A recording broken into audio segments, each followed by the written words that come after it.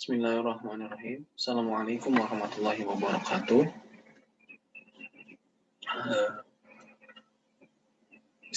Baik, di sini saya Andika Simsasana akan mempresentasikan berkaitan dengan program yang telah saya susun, di mana program ini menggunakan instrumen AUM,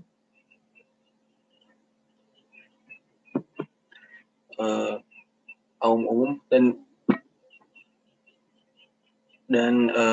program ini disusun berdasarkan panduan operasional bimbingan dan konseling, serta RPL-nya itu disesuaikan dengan kurikulum Merdeka Belajar. Langsung saja.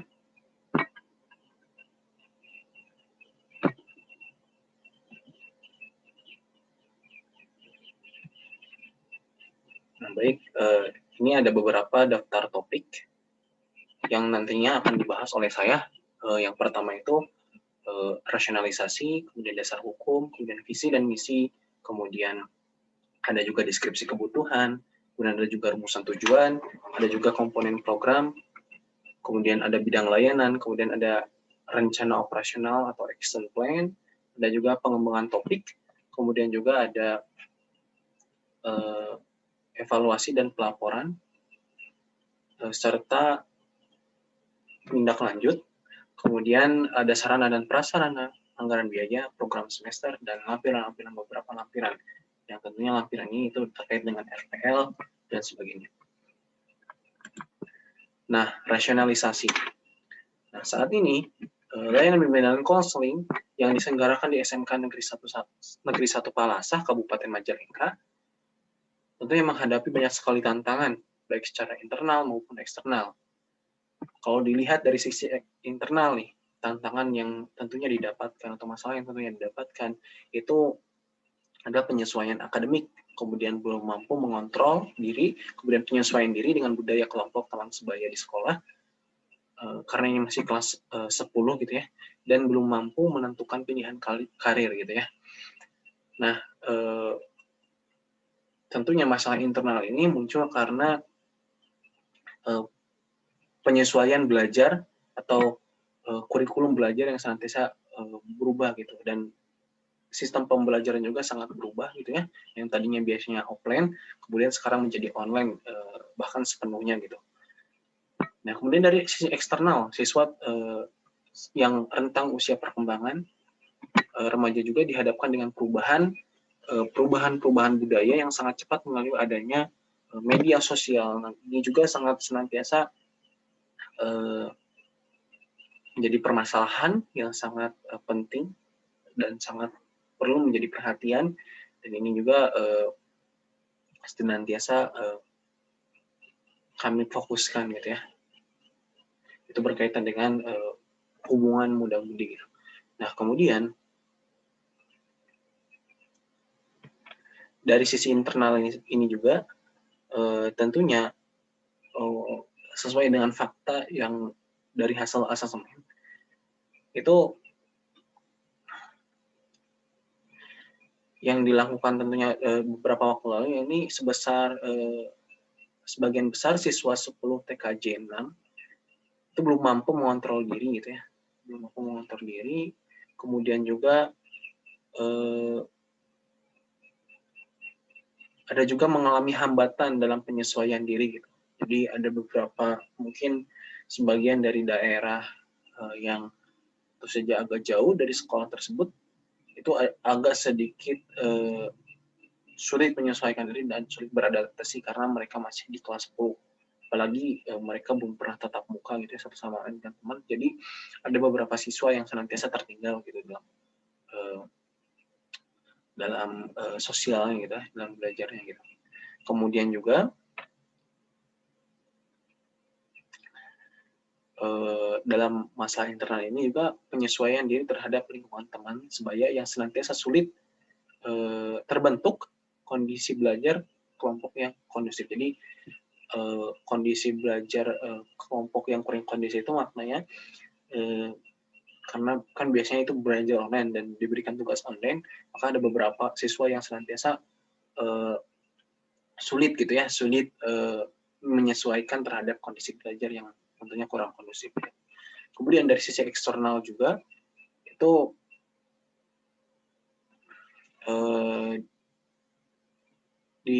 dicontohkan gitu ya, dicontohkan itu akses informasi media sosial yang sangat mudah menjadikan siswa sangat malas gitu ya untuk belajar dan untuk senantiasa menuntut ilmu. Mereka jadi malas karena mereka lebih difokuskan di gadget gitu. Sehingga dan beberapa juga ketika ada ujian gitu ya, ujian harian gitu, ada beberapa mereka yang senantiasa melakukan kecurangan atau istilahnya tidak bisa belajar secara mandiri gitu, tidak percaya kepada diri sendiri seperti itu. Nah, namun tentunya dari hal-hal tersebut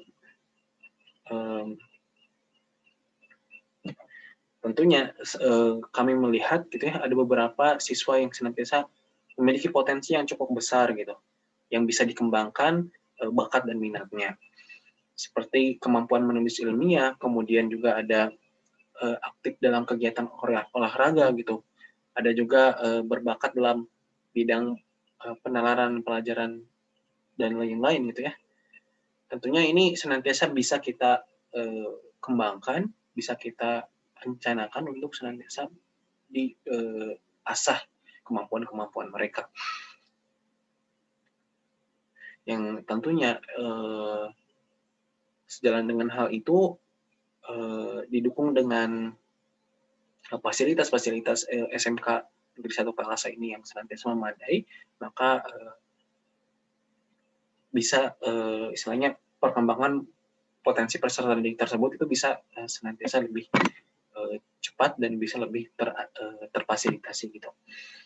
Oleh karena itu, dengan berbagai keunggulan yang dimiliki tersebut, sekaligus problematika yang didapati, layanan bimbingan dan konseling yang diselenggarakan di SMK Negeri 1 Palasa, tentunya berkomitmen membantu penyelesaian berbagai problem yang didapati siswa, termasuk pula memfasilitasi pencapaian optimal dari bakat, minat, dan dimiliki siswa SMK Negeri 1 Palasa ini gitu. Dan rancangan program yang dideskripsikan secara rinci dalam draft ini merupakan bukti dari komitmen kami untuk memberikan bimbingan konseling yang profesional kepada SMK Negeri 1 Palasa. Nah, kemudian ini adalah dasar hukum, dan tentunya program ini senantiasa dilandasi oleh dasar hukum yang kredibel gitu, yang sesuai gitu, yang tentunya ini tidak diragukan lagi. Mulai dari ada Undang-Undang nomor 89 tahun 1989 tentang sistem pendidikan yang nasional gitu ya. Kemudian juga ada peraturan pemerintah nomor 28 tahun 1990 tentang pendidikan dasar dan nomor 29 tahun 1990 tentang pendidikan menengah. Yang ini salah satunya juga mengatur atau menyatakan bahwa pendidik adalah tenaga kependidikan yang berkualifikasi sebagai guru, dosen, konselor, pemangku belajar, widya suara, tutor, infrastruktur, fasilitator, dan sebutan lain yang sesuai dengan khususnya, serta berpartisipasi dalam penyelenggaraan pendidikan. Jadi ini nomor 2 ini, dasar hukum nomor 2 ini adalah yang mengatur tentang konselor sebagai tenaga kependidikan. Kemudian ada yang ketiga itu dari Undang-Undang RI gitu ya, nomor 20 tahun 2003 tentang sistem pendidikan nasional. Ini berkaitan dengan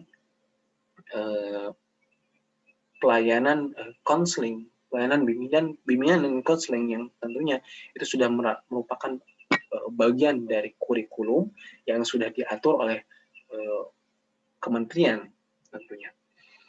Nah, kemudian ini ada yang keempat itu berkaitan dengan Permendiknas tahun nomor 22 tahun 2006 tentang standar isi untuk satuan pendidikan dasar menengah. Ini juga kurang lebih sama berkaitan dengan guru BK atau konselor, yang tentunya ini berkaitan dengan beban kerja gitu ya, beban kerja yang guru BK itu mengatur 150 siswa. Kemudian juga kemudian juga masih tentang hal tersebut, ini ada beban kerja guru yang diatur dari pasal 54 ayat 6 Peraturan Pemerintah nomor 74 tahun 2008 tentang guru. Kemudian ada juga penilaian kinerja guru BK pada pasal 22 ayat 5.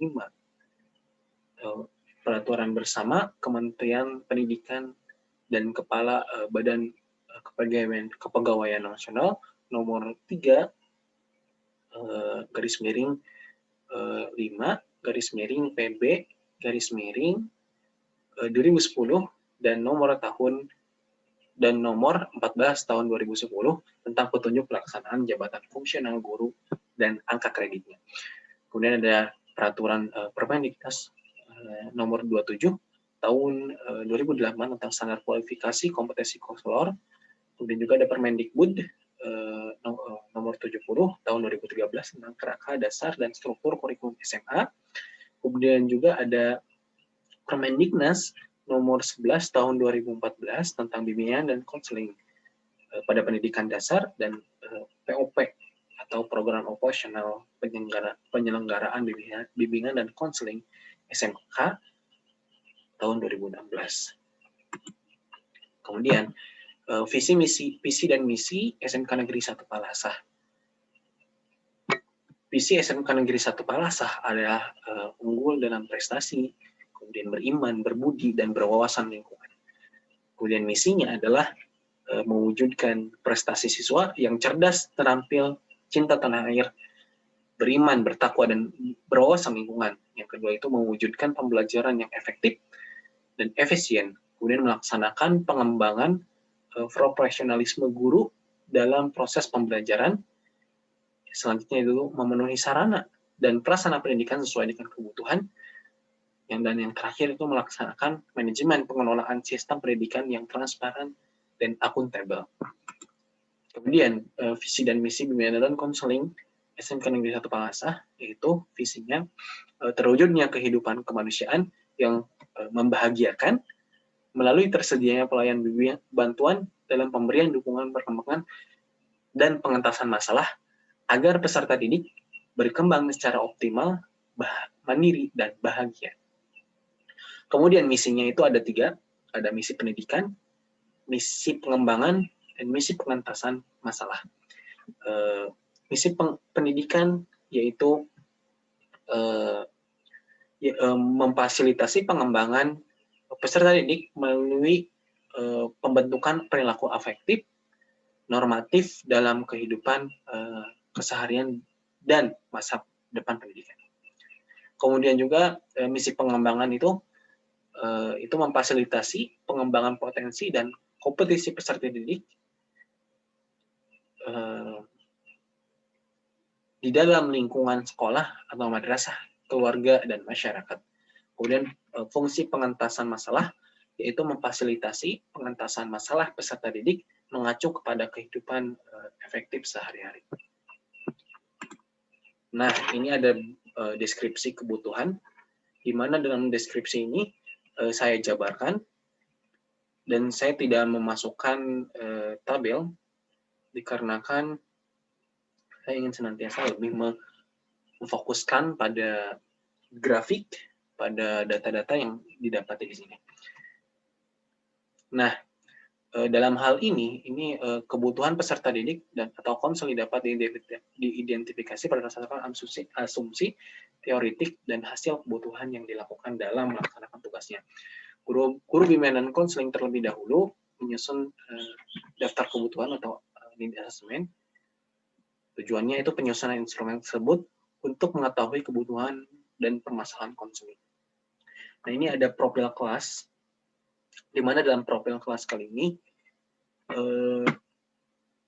di sebelah kiri itu ada grafik yang menunjukkan terkait dengan beberapa bidang layanan secara keseluruhan gitu ya. Bidang pribadi itu yang tertinggi, banyak siswa yang senantiasa bermasalah dalam bidang pribadi, yaitu sebesar 56,6%. Kemudian ada bidang sosial 27,1%, ada bidang belajar 9,7%, dan ada bidang karir 6,5%. Nah, ada item tertinggi, itu item yang senantiasa memiliki prioritas atau kategori yang tertinggi gitu. Di mana item ini itu ada 7 item, item nomor 24, item nomor 173, item nomor 171, item 174, item 124, dan item 172. Nah, ini ada yang dimana item ketujuh item ini itu 6 bidang pribadi dan 1 bidang sosial. Kemudian presentase tertinggi itu terdapat pada item nomor 24 dengan presentase 1,7% yang dipilih oleh 26 responden dari 35 responden. Nah, item masalahnya itu mengalami masalah karena keadaan dan perlengkapan tempat tinggal atau rumah orang tua kurang memadai. Kemudian item yang kategorinya sedang itu ada 52 item, mulai dari presentasenya itu mulai dari 1,3% sampai 0,7%. Nah, jumlah item atau respondennya itu 20 sampai 10 per item. Jadi di item dipilih itu sempat 20 sampai 10 per item oleh responden. Kemudian ada item rendah, itu kurang lebih ada sekitar 139 item, di mana presentasinya itu mulai dari 0,6% sampai 0%. Jumlah responden yang memilih itu rata-rata itu 9 sampai 0 per item. Kemudian ada profil peserta didik. Nah, di mana di sini ditampilkan jumlah konseling itu ada 35, kemudian kategori kurang baik atau konseling yang mengalami masalah yang tinggi gitu ya, atau yang berkategori kurang baik itu ada 8 orang, di mana presentasenya itu mulai dari 72% sampai 26%. Nah, di bawahnya itu ada presentase serta jumlah item yang bermasalah yang dipilih oleh konseling, di mana konseling dengan kode K7 itu berada pada posisi tertinggi yang mengalami masalah, itu sekitar 72%. Yang ia pilih itu dari 200 item, ia pilih sekitar 144 item. Dilanjutkan itu ada K12, konseling dan K12, dan seterusnya. Kemudian data konseling bermasalah ini berdasarkan jenis kelamin, perempuan itu berada pada posisi yang dominan, yaitu sekitar presentasenya 77%, dan laki-laki 23%. Nah, kemudian ada rumusan deskripsi kebutuhan. Nah, rumusan deskripsi kebutuhan ini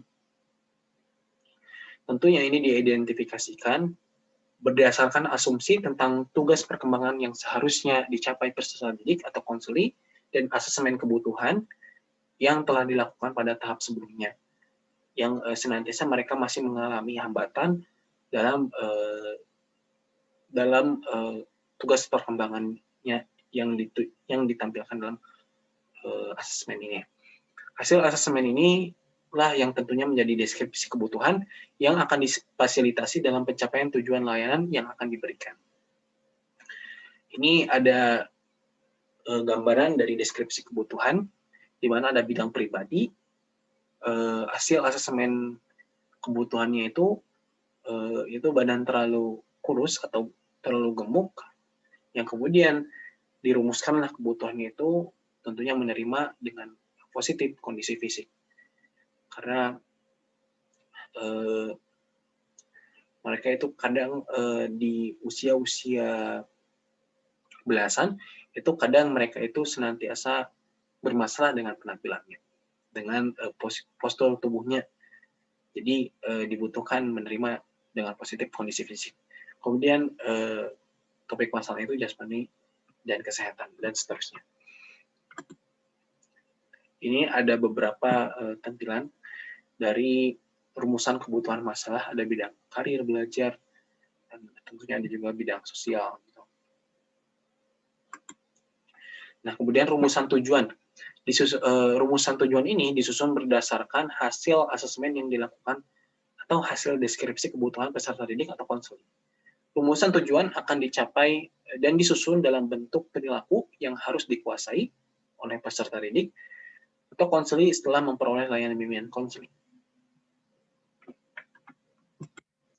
Nah, rumusan tujuan ini ditujukan seperti yang ditampilkan di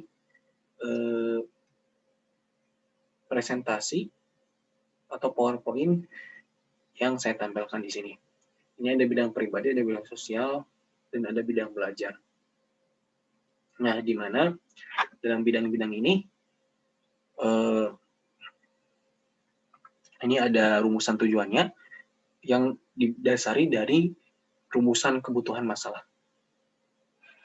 Rumusan kebutuhan masalah misalnya badan terlalu kurus atau terlalu gemuk, tentunya dia itu membutuhkan atau rumusan kebutuhannya itu menerima dengan positif berkaitan dengan kondisi fisik. Tentunya rumusan tujuan ini yang didapati itu adalah peserta didik mampu menerima dengan positif, kemudian dan mampu percaya diri terhadap kondisi fisiknya gitu. Dan ini ada juga bidang sosial dan bidang belajar.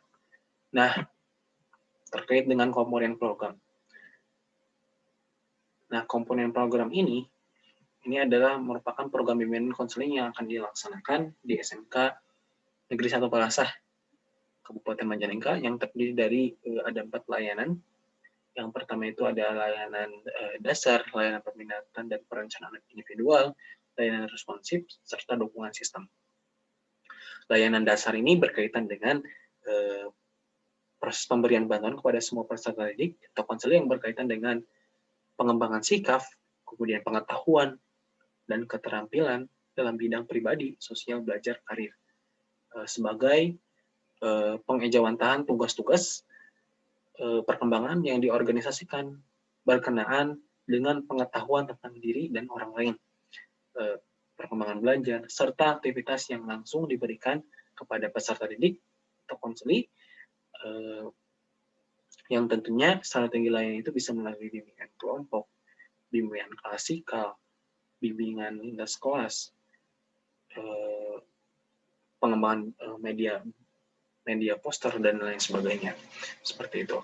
Kemudian yang kedua itu adalah layanan peminatan dan perencanaan individual, di mana layanan ini merupakan proses pemberian bantuan kepada semua peserta didik dalam membuat atau mengimplementasikan rencana pribadi sosial belajar dan karirnya, yang tentunya memiliki tujuan utama dalam layanan ini yaitu membantu peserta didik belajar memantau dan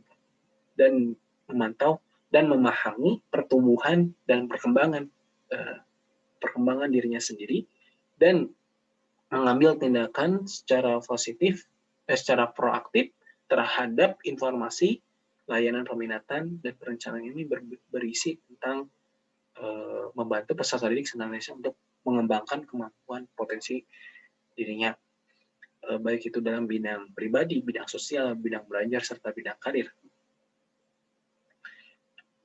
Dan tentunya strategi lainnya itu adalah ada bimbingan kelompok, ada bimbingan klasikal, ada konseling kelompok, ada konseling individual, ada bimbingan kelas bimbingan, kelas besar atau lintas kelas, dan lain sebagainya. Kemudian ada layanan responsif. Layanan responsif adalah layanan untuk memenuhi kebutuhan jangka pendek peserta didik atau masalah-masalah yang dialami peserta didik atau konseling yang bersumber dari lingkungan kehidupan pribadi, sosial, belajar, dan karir. Nah, layanan ini terdiri atas konseling individual, konseling kelompok, konsultasi konferensi kasus, referral, dan advokasi.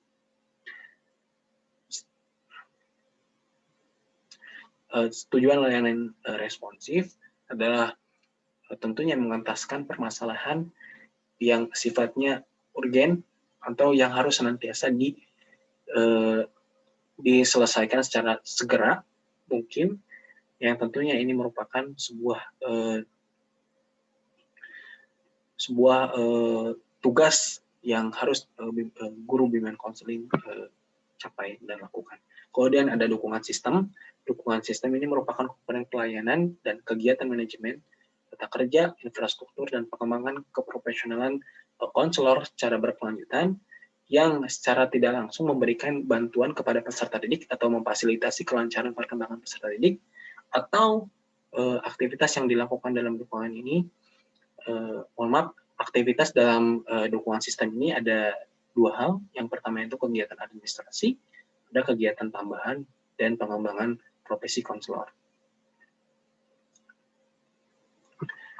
Dan tentunya dalam kegiatan administrasi ini terdapat kegiatan menindaklanjuti, asesmen, kemudian kunjungan rumah, menyusun dan melaporkan program bimbingan dan konseling. Kemudian dalam kegiatan tambahan ini profesi konselor itu tentunya berkaitan dengan pengembangan profesi konselor yang senantiasa dilaksanakan oleh instansi atau diikuti oleh guru BK itu secara mandiri, seperti itu. Yang tujuannya itu untuk memperkaya khasanah dan wawasan serta keterampilan guru bimbingan dan konseling. Misalnya itu kegiatan pelatihan, kegiatan lokakarya, atau dan lain sebagainya yang berkaitan dengan bimbingan dan konseling yang bertujuan untuk meningkatkan kompetensi guru bimbingan dan konseling.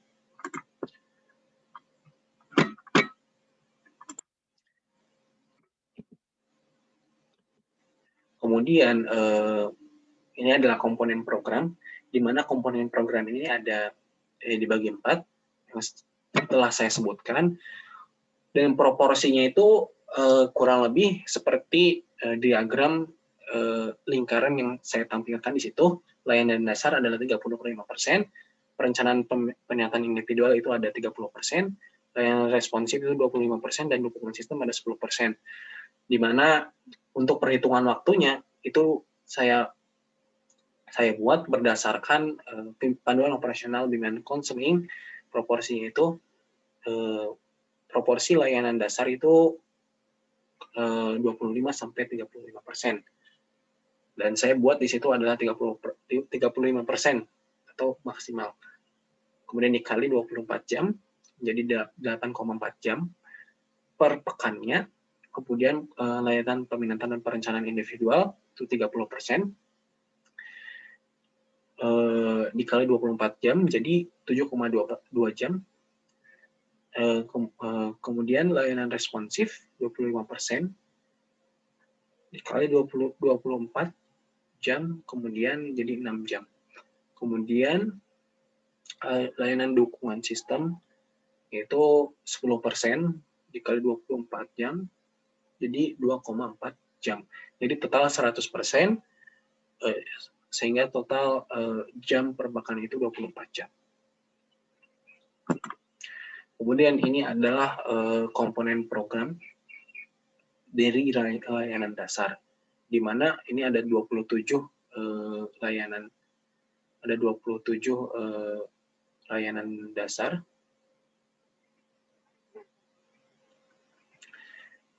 Ada mulai dari informasi perguruan tinggi, informasi beasiswa, dan sebagainya. Komponen program ini Ini tentunya nggak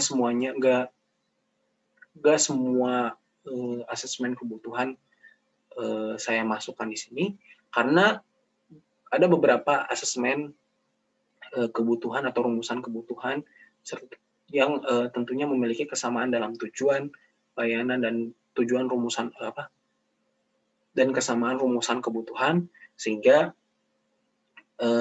saya buat dalam layanan dasar ini itu sekitar 27 layanan. Kemudian ini lanjutannya, dan ini yang terakhir. Kemudian ada layanan pemindahan perencanaan individual, di mana sama seperti layanan dasar, saya nggak semuanya cantumkan sesuai dengan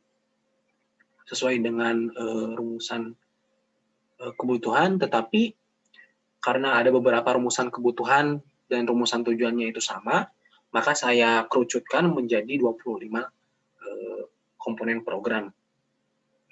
Dimana mulai dari jangan malu, tema atau topik kegiatannya, jangan malu untuk berteman, kemudian ada ngaji asik, yuk belajar menghargai, dan sebagainya gitu. Ini layanan ini berkaitan topik dan temanya itu berkaitan dengan pengembangan pribadi, pengembangan individu peserta didik. Kemudian ini ada layanan responsif. Layanan responsif ini kurang lebih hampir sama, cuma rumusan kebutuhannya sama rumusan tujuan itu tidak terlalu banyak yang sama, hanya beberapa saja, sehingga di sini ada 29 layanan. Ini mulai dari hal-hal yang senantiasa harus diatasi segera seperti LGBT, berantas dengan rehabilitasi, topik dan tema layanannya itu perkokoh pertemanan, self acceptance, kemudian ada banyak ibadah, banyak berkat, dan sebagainya gitu. Ini berkaitan dengan permasalahan yang harus segera diatasi, yang tentunya jika tidak segera diatasi, konseli atau peserta didik akan mengalami masalah dalam tugas perkembangannya. Kemudian ini lanjutannya. Nah, dan kemudian ini ada dukungan sistem. Dukungan sistem ini sebenarnya yang saya tampilkan ini adalah hanya topik atau materi atau kegiatan layanannya. Untuk kegiatan pengembangan guru BK itu saya tidak tampilkan, tapi saya lebih tampilkan ke topik atau nama kegiatannya gitu ya. Ini lebih ke kunjungan rumah, yang dimana konseli itu mengalami masalah dalam bidang sosialnya yang harus senantiasa dibutuhkan untuk kunjungan rumah gitu. Ada dua jumlah layanan, karena dukungan sistem ini tidak terlalu banyak, seperti itu. Kemudian bidang layanan. Nah, bidang layanan di sini ini ada 4. Yang pertama itu ada bidang pribadi, nanti yang kedua itu ada bidang sosial, ada bidang belajar, ada bidang karir gitu ya. Nah, dalam bidang pribadi ini, yaitu bidang yang berkaitan dengan proses pemberian bantuan kepada peserta didik atau konseling untuk memahami, menerima, mengarahkan, mengambil keputusan, dan merealisasikan kebutuhannya secara bertanggung jawab tentang perkembangan aspek pribadinya. Kemudian sehingga dapat mencapai perkembangan secara optimal, mencapai kebahagiaan, kesejahteraan, dan keselamatan dalam hidupnya. Nah, ini aspek perkembangan itu meliputi memahami potensi diri, memahami kelebihan dan kelemahannya, baik kondisi fisik maupun kondisi non-fisik atau psikis gitu ya. Kemudian mengembangkan potensi atau mencapai kesuksesan dalam kehidupannya, kemudian menerima kelemahan, kondisi diri, dan mengatasi secara baik. Kemudian serta dalam bidang pribadi ini berkaitan dengan masalah-masalah yang berkaitan dengan masalah sendiri gitu ya, masalah yang berkaitan dengan pribadi. Contohnya itu masalah kesulitan belajar, kemudian sulit, malas belajar, dan sebagainya seperti itu. Mohon maaf, bidang pribadi ini berkaitan dengan, mohon maaf tadi keliru, itu berkaitan dengan kondisi fisik yang kurang ia syukuri, kemudian kondisi mata dan sebagainya gitu. Ini berkaitan dengan masalah bidang pribadi.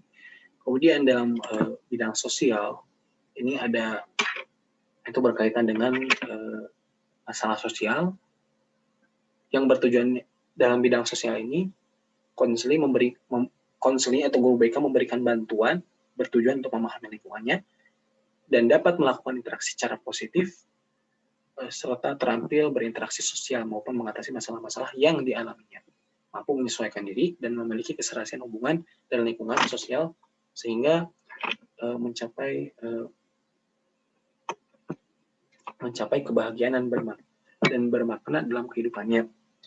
Aspek perkembangannya itu berempati terhadap kondisi orang lain, kemudian memahami keragaman latar belakang sosial budaya, kemudian menghormati dan menghargai sesama teman dan orang lain, menyesuaikan dengan nilai dan norma yang berlaku, berinteraksi sosial yang efektif, bekerja sama dengan orang lain, serta bertanggung jawab, dan yang terakhir itu mengatasi konflik dengan orang lain berdasarkan prinsip yang saling menguntungkan.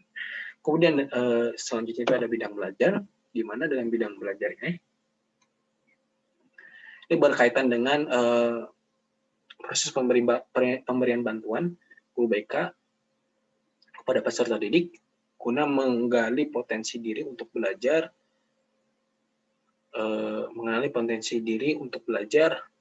memiliki sikap dan keterampilan belajar, terampil merencanakan pendidikan, memiliki kesiapan menghadapi ujian, memiliki kebiasaan belajar teratur dan mencapai hasil belajar secara optimal sehingga dapat mencapai kesuksesan, kesejahteraan dan kebahagiaan dalam kehidupannya. Ini aspek perkembangan yang dikembangkan itu meliputi pengetahuan konsep diri yang positif tentang karir. Aspek perkembangan tentang belajar itu menyadari potensi diri dalam aspek belajar dan memahami berbagai hambatan belajar, memiliki sikap dan kebiasaan belajar yang positif, kemudian memiliki motif yang tinggi untuk belajar sepanjang hayat, memiliki keterampilan belajar yang efektif, memiliki keterampilan perencanaan dan penetapan pendidikan selanjutnya, serta memiliki kesiapan menghadapi ujian. Kemudian bidang karir. Proses pemberian bantuan yang dilakukan oleh guru BK kepada peserta didik itu bertujuan untuk mengalami pertumbuhan perkembangan, eksplorasi, aspirasi, dan pengambilan keputusan karir sepanjang rentang hidupnya secara rasional, realistis, berdasarkan informasi potensi diri dan kesempatan yang tersedia di lingkungan hidupnya sehingga mencapai kesuksesan dalam kehidupannya. Ini bertujuan untuk senantiasa tadi mengembangkan, kemudian yang tujuan utamanya itu adalah mengambil si peserta didik itu bisa mengambil keputusan karir secara mandiri untuk sekarang dan nanti gitu. Aspek perkembangan itu meliputi pengetahuan konsep diri yang positif tentang karir, kemudian kematangan emosi dan fisik dalam membuat keputusan karir, kesadaran pentingnya mencapai prestasi untuk mendapatkan kesempatan karir, kesadaran hubungan antara pekerjaan dan belajar, dan sebagainya gitu. Nah, kemudian di sini ada rencana atau rencana operasional atau action plan. Ini merupakan rencana yang menguraikan tindakan-tindakan yang diperlukan untuk mencapai tujuan yang didapat dari hasil asesmen terhadap kondisi peserta didik atau konseli serta standar kompetensi kemandirian siswa. Jadi rencana atau action plan ini berkaitan dengan gambaran atau rancangan tentang tindak lanjut operasional yang nantinya akan senantiasa dilakukan oleh guru BK sesuai dengan standar kompetensi kemandirian siswa. Kemudian ada komponen action plan itu ada 10, di mana ada bidang layanan, ini berisi tentang bidang layanan bimbingan konseling. Kemudian ada tujuan layanan, yang berisi tentang tujuan layanan yang dicapai yang berbasis hasil asesmen, yang sesuai dengan tugas perkembangan, serta standar kompetensi kemandirian siswa. Kemudian ada komponen layanan, di mana komponen layanan ini ada komponen 4 hal yang saya sebelumnya telah bahas. Ada komponen layanan dasar, layanan peminatan dan perencanaan individual, ada layanan responsif, dan ada layanan dukungan sistem. Kemudian ada strategi layanan. Strategi layanan ini berisi strategi layanan, yang dimana strategi ini ada banyak sekali tergantung komponen layanannya. Dimana strategi layanan ini bisa berupa bimbingan kelompok, bimbingan klasikal, bimbingan kelas besar atau lintas kelas, kemudian bimbingan ada juga papan bimbingan, kemudian pengembangan media poster, ada juga konseling kelompok, konseling individual, layanan advokasi, kemudian referral, kemudian ada beberapa kayak kunjungan rumah, kemudian juga ada beberapa yang dalam layanan dukungan sistem itu berkaitan dengan pengembangan profesi dengan konseling. Kemudian ada kelas, di sini ditampilkan kelasnya.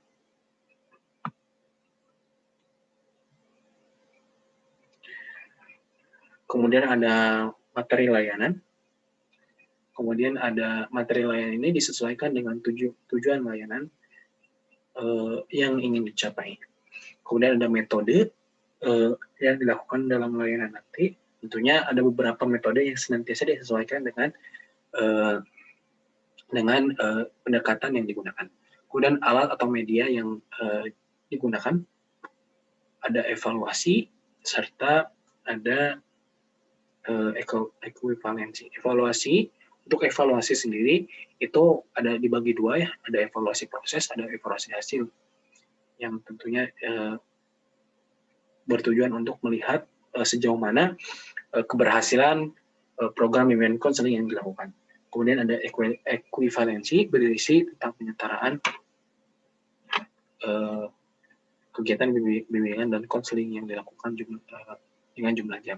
Namun di sini saya tidak menampilkan secara keseluruhan, tapi saya disesuaikan atau lebih dikerucutkan lagi, sehingga beberapa poin yang pentingnya dalam action plan yang ditampilkan dalam laporan itu disesuaikan atau disederhanakan lagi.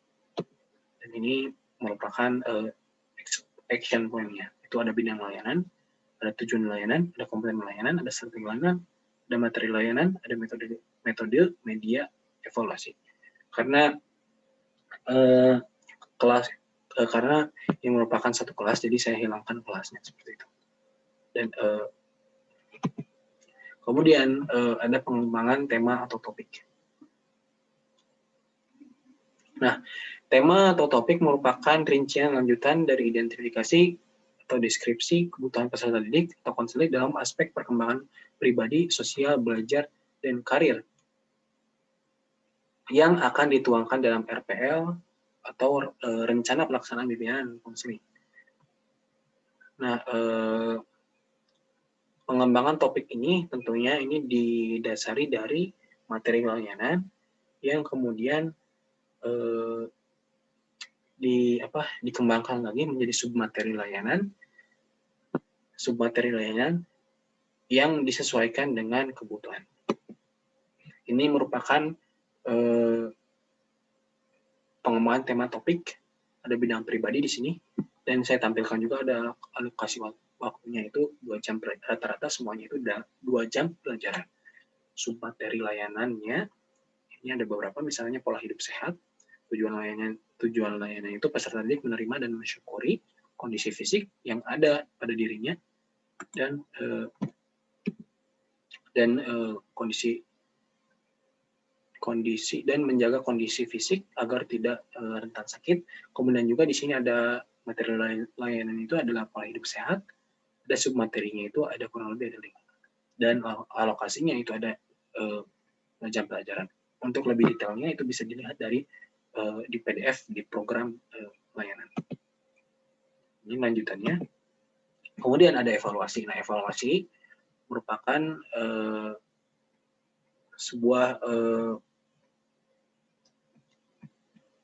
sebuah hal penting atau langkah penting yang tentunya harus dilakukan oleh guru bimbingan konseling yang ditujukan untuk mengetahui tingkat keterlaksanaan kegiatan dan ketercapaian tujuan program yang telah ditetapkan. Evaluasi ini ada 2 jenis, ada evaluasi proses, ada evaluasi hasil. Evaluasi proses itu berkaitan dengan kegiatan evaluasi yang dilakukan melalui analisis, melalui penilaian proses dalam proses kegiatan layanannya.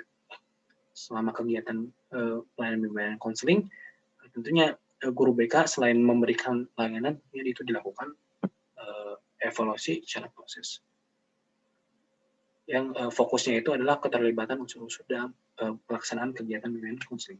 Kemudian ada evaluasi hasil. Nah, evaluasi hasil ini berkaitan dengan evaluasi yang dilakukan untuk memperoleh informasi seberapa efektifkah layanan bimbingan konseling yang telah dilaksanakan, seperti itu. Tentu fokus penilaian dapat dikembangkan itu ada pemahaman diri, sikap, dan perilaku yang diperoleh berkaitan dengan materi atau topik masalah yang dibahas. Kemudian perasaan positif, apakah ada perasaan positifkah dari peserta atau tidak dari setelah mengikuti program bimbingan konseling itu sendiri. Kemudian ada rencana kegiatan yang akan dilaksanakan pasca layanan dalam rangka mewujudkan upaya pengembangan perbaikan masalah. Langkah dalam penyusunan evaluasi ini adalah penyusunan rencana evaluasi, pengumpulan data, serta analisis dan interpretasi data.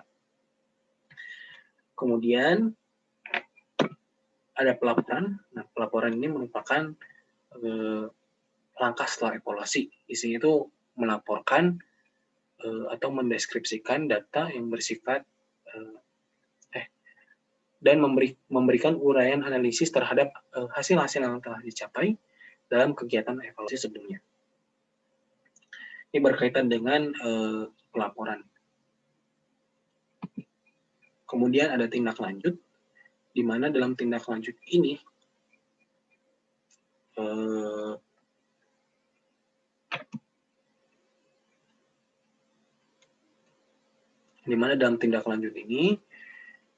tentu guru BK harus senantiasa penting dilakukan gitu, karena kegiatan tindak lanjut ini untuk melihat atau menindaklanjuti apakah masalah tersebut itu masih terjadi, maka dilakukanlah penanganan lagi, ataukah sudah mampu diselesaikan.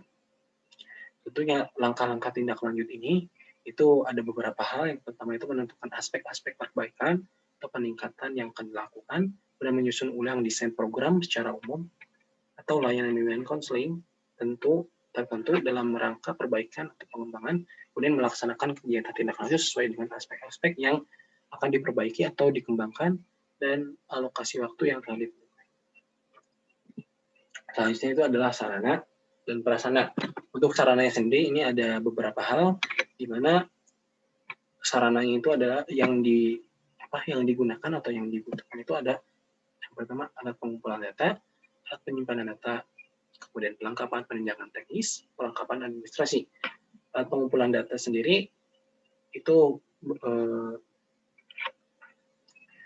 yang digunakan itu hanya umum gitu ya, tapi tidak menutup kemungkinan nanti menggunakan instrumen lainnya. Kemudian juga alat penyimpanan data ini berupa cumulative recording. Kemudian ada basis data prestasi akademik, ini dari hasil belajar. Kemudian ada data peserta didik. Kemudian ada kelengkapan penunjangan teknis, seperti data informasi peserta didik, kemudian paket bimbingan atau meliputi paket materi klasikal, kemudian ada alat bantu bimbingan, misalnya buku saku, kemudian poster, dan lain sebagainya.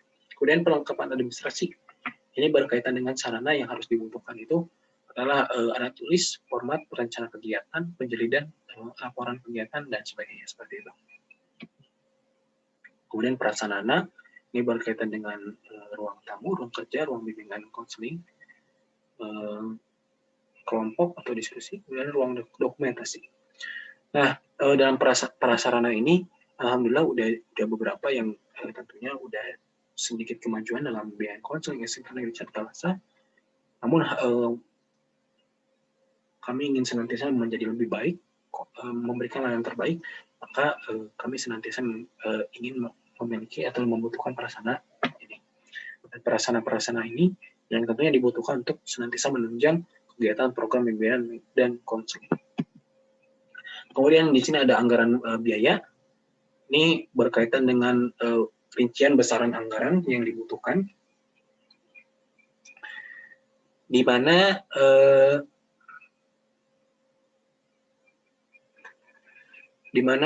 anggaran ini ditampilkan di sebelah kanan, sebelah kiri, mohon maaf, di sebelah kiri ada tabel di situ.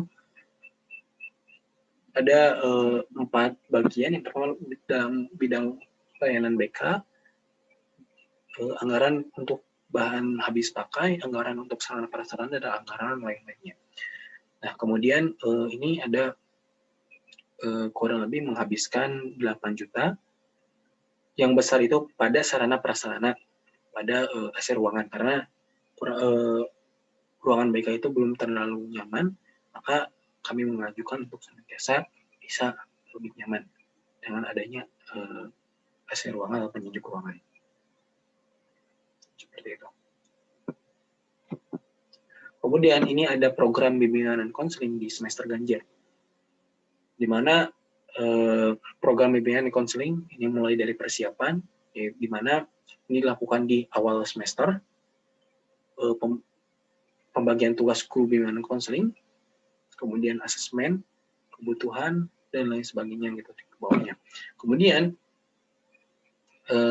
ada layanan bimbingan konseling, mulai dari layanan dasar, layanan peminatan dan perencanaan individual, layanan responsif, dan dukungan sistem. Dalam layanan dasar ini ada bimbingan klasikal. Contohnya itu dalam bidang pribadi, ini materi layanannya itu atau kegiatan itu adalah beruntung bagi orang-orang bertakwa. Fungsi bimbingan dan konseling itu untuk pemahaman dan pengembangan. Kemudian tujuan lainnya itu adalah peserta didik mampu memahami dan melaksanakan tuntutan keagamaan dan mampu menghindari larangan agama. Ini dilaksanakan di akhir semester. Kenapa seperti itu? Karena ada hal yang lebih penting untuk dilakukan di awal semester. Karena ini sifatnya pemahaman dan pengembangan, maka kami dilaksanakan di akhir semester seperti itu. Nah, ada beberapa lagi bimbingan kelompok. Nah, namun terkait dengan responsif ini saya buat di awal semester dan di pertengahan, karena ada beberapa hal yang senantiasa harus ditangani segera, seperti dalam konseling individual, terkait dengan etika dan harga diri gitu ya. Kemudian ada advokasi juga, kemudian ada konversi kasus gitu ya. Karena kasus ini senantiasa sudah sulit gitu ya, udah sulit diberantas atau istilahnya diatasi lagi, maka saya konferensikan dan waktunya itu di pertengahan semester. Kemudian ada jauhi narkoba. Ini terkait dengan advokasi karena waktunya itu disesuaikan, karena ini lebih ke pihak yang berwajib yang mengurusi. Kemudian ada pelayanan peminatan perencanaan individual. Ini lebih kepada peminatan, di mana ini dilakukan di pertengahan semester sama di akhir. Dan dan ada beberapa yang kolaborasi bersama dengan pembicara-pembicara atau orang-orang yang lebih expert dalam bidangnya gitu. Misalnya bidang berwirausaha seperti itu. Kemudian ada layanan dukungan sistem atau dukungan sistem. Ini berkaitan dengan administrasi serta pengembangan profesi. Ini dilakukan di awal semester sama di pertengahan. Kemudian dalam program semester genap juga sama, dalam persiapan itu dilakukan di awal semester. Kemudian ada beberapa layanan bimbingan. Mulai layanan dasar, ini dilakukan ada beberapa di awal sama di pertengahan, dan ada juga di akhir. Di awal itu tujuannya itu adalah pemahaman, dia memberikan poster seperti itu, dan pengembangan media gitu. Kemudian ada juga layanan responsif, ini dilakukan di pertengahan, di awal sama di pertengahan. Kemudian ada konseling kelompok, di mana konseling kelompok ini juga sama. Kemudian ada layanan peminatan perencanaan individual, ini dilakukan di pertengahan dan di akhir gitu ya. Kemudian ada dukungan sistem, ini dilakukan di awal, di pertengahan dan di akhir. Kemudian untuk RPL-nya saya ambil untuk materi cara belajar mandiri. Fungsinya itu pemahaman dan pengembangan. Materi layanannya, tujuan umumnya itu ada mampu belajar secara mandiri. Kemudian tujuan khususnya itu mengetahui cara belajar efektif, menerapkan pembelajaran mandiri, dan materi layanannya itu ada definisi belajar, macam-macam gaya belajar, dan sebagainya. Waktunya itu 2 kali 45 menit, 2 kali 40 menit. Sumber yang saya ambil, saya cantumkan di situ. Beberapa dari buku, dan ada sumber tambahan yang tentunya tidak saya cantumkan semua di situ. Kemudian ada metode atau teknik, yaitu metodenya itu ceramah, curah pendapat, diskusi, dan demonstrasi. Demonstrasi gimana cara belajar yang efektif seperti itu. Kemudian media yang digunakan itu atau yang dibutuhkan itu PPT atau laptop proyektor dan sebagainya. Dan ada tahapannya, mulai dari tahapan awal dan dibuka dengan salam dan berdoa. Kemudian ada tahapan inti, itu guru BK senantiasa menayangkan poster. Kemudian cara belajar mandiri dan sebagainya. Kemudian tahap penutup, di mana tahap penutup ini berkaitan dengan refleksi, kemudian menyimpulkan gitu ya hasil atau menyampaikan hal-hal yang senantiasa akan dilakukan untuk tindak lanjut ke depannya. Kemudian ada evaluasi. Evaluasi ini ada 2 hal, ada evaluasi proses, ada evaluasi hasil. Di mana ada evaluasi ini melakukan berkaitan dengan melakukan refleksi dan evaluasi proses. Dan dalam evaluasi hasil itu saya buat angket gitu ya, angket serta dibuat LKS, lembaga kerja survei, untuk bertujuan melihat sejauh mana keberhasilan layanan program bimbingan klasik kami. Kemudian ini materi layanannya. Kemudian ini ada lembar kerja survei, ada 8 item. Kemudian untuk optionnya itu atau untuk pilihannya itu ada mulai dari selalu dengan nilai 4, sering dengan nilai 3, dan ada kadang-kadang dengan nilai 2, dan ada tidak pernah dengan nilai 1. Ini juga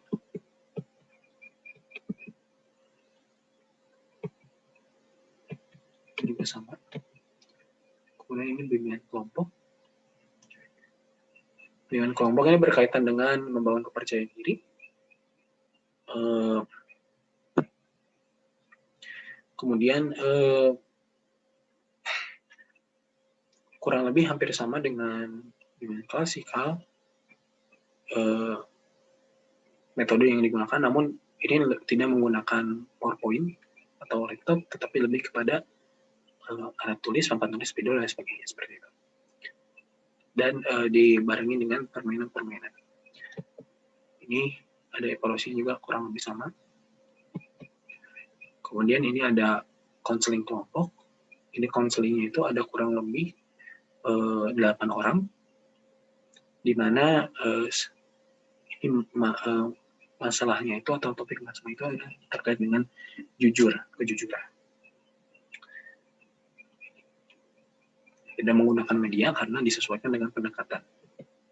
Kemudian ini ada konseling individual, saya ambil 1 orang saja, di mana dia memiliki gejala permasalahannya itu berkaitan dengan ketidakpedulian terhadap diri sendiri. Dia gejalanya itu konseling mengalami masalah dengan orang lain karena kurang peduli terhadap diri sendiri, terhadap penampilan. Dia ditegur oleh temannya karena ia tidak terlalu memperhatikan penampilannya, sehingga konselor tersinggung ketika ditegur tersebut oleh temannya karena hal tersebut. Konselor bermasalah. Jadi saya akan menyelesaikan hal ini karena konseling senantiasa perlu dilakukan penyelesaian masalah secara segera. Baik, terima kasih. Itu pemaparan materi dari saya, kurang lebih mohon maaf. Assalamualaikum warahmatullahi wabarakatuh. Terima kasih banyak.